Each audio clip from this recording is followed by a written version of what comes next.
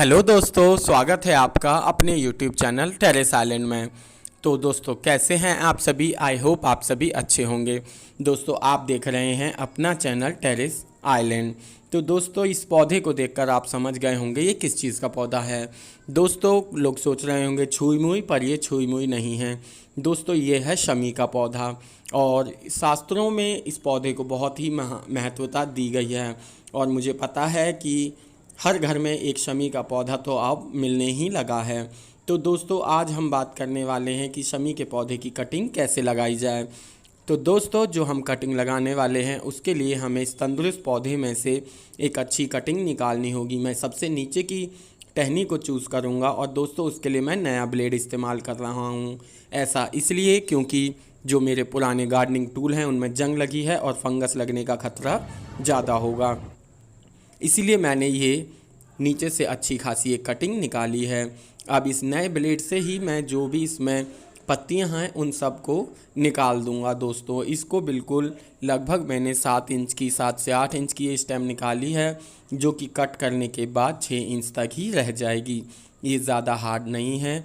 आप कोशिश करें कि थोड़ी अच्छी मोटी स्टेम ही ग्रो करें, पर मैं इसे भी ग्रो कर दूंगा। दोस्तों इस नए ब्लेड की मदद से हम इन्हें निकाल देंगे। दोस्तों किसी भी पौधे की कटिंग ग्रो करने के लिए सबसे समय अच्छा होता है बरसात का।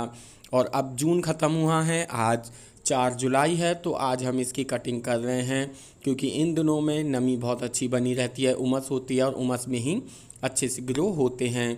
दोस्तों अधिकतर जो हमारी कटिंग ख़राब होती हैं वो होती हैं फंगस लगने के कारण या स्टेम के गल जाने के कारण। तो आज हम उन्हीं सभी बातों का ध्यान रखते हुए देखेंगे कि कटिंग कैसे ग्रो करनी है। अब ये 6 इंच की कटिंग जो दोस्तों रह गई है, हमें इसे थोड़ा धारदार बनाना होगा। इसे हमें पेंसिल की तरह नुकीला नहीं, सिर्फ एक तरफ से छील करके थोड़ा सिर्फ तीखा करना होगा।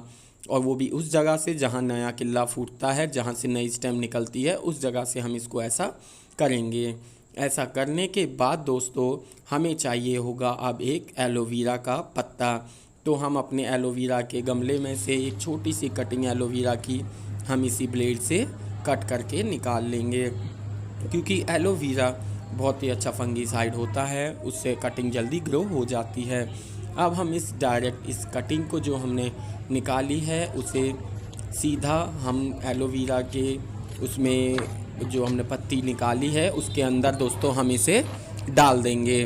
और जो दोस्तों हमने मिट्टी तैयार की है उसमें दोस्तों हमने लिया है गार्डन सॉइल, हमने लिया है उसमें थोड़ा सा वर्मी कंपोस्ट, गोबर का खाद, इन दोनों में से कुछ भी एक चीज़ ले सकते हैं। और दोस्तों जो हमने सबसे ज़रूरी चीज़ ली है वो है नीम खली। नीम खली से दोस्तों कीड़ा लगने की संभावना बहुत कम हो जाती है।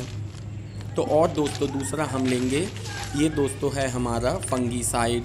ये फंगीसाइड इसलिए ताकि स्टेम के अंदर किसी भी तरह की कोई फंगस ना लगे। तो जो हमने स्टेम ली थी हम उसे डायरेक्ट इस तरह से इस जो पत्ती हमने ली है उसके अंदर इस पूरा आधे जितना हमें ज़मीन में डुबानी है गमले में, उतना हम इसके अंदर इसका जो जल है वो लगा लेंगे ताकि अच्छे से गीली हो जाए और फंगीसाइड पाउडर इसके ऊपर अच्छे से चिपक जाए। अब जो फंगीसाइड है हम इस जो भी हमारा ये फंगीसाइड पाउडर का पैकेट है उसमें डुबा देंगे और अच्छे से इसमें ये फंगीसाइड पाउडर हम लगा लेंगे। अब दोस्तों हमें क्या करना होगा, हमारा जो पॉट है उसमें हमें डायरेक्ट इसको नहीं गाड़ना है, उसमें सबसे पहले हमें उंगली से एक होल बनाना है ताकि जो हमारा फंगीसाइड पाउडर लगा है वो ख़राब ना हो। और होल बनाने के बाद इस स्टेम को सीधा हम उस होल के अंदर लगा देंगे दोस्तों ऐसा। और दोस्तों मैं एक और बात बता देना चाहता हूँ कि जब भी आप कटिंग लगाएं तो मई जून के बाद ही लगानी शुरू करें। जुलाई के महीना कटिंग लगाने के लिए बहुत ही अच्छा समय होता है।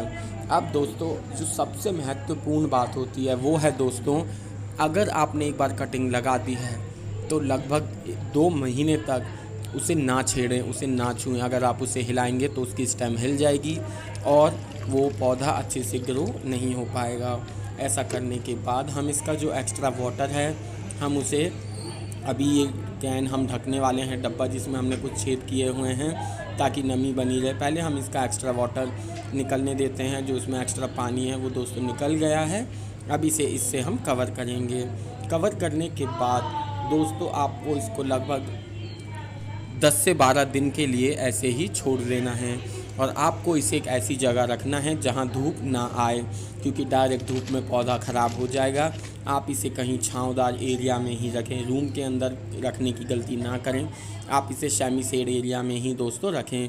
जैसे मैंने इसे अपने इस अलमीरा में रखा है जो मेरी गार्डन की है। मैंने ये भी कटिंग से ही ग्रो किया था पौधा, और ये भी मेरा बहुत अच्छा ग्रो हो गया है। इन दोनों का मेथड सेम ही था। जब तक मैं आपको अपना ये टेरेस गार्डन दिखा देता हूँ, थोड़ी सी अभी बारिश के कारण थोड़ी अच्छी हरियाली दोस्तों हो गई है। दोस्तों वीडियो कैसा लगा आपको ज़रूर कमेंट करके ज़रूर बताइए। अगर आप भी किसी और चीज़ की जानकारी चाहते हैं तो आप मुझे कमेंट कर सकते हैं। आज के लिए इतना ही, धन्यवाद दोस्तों।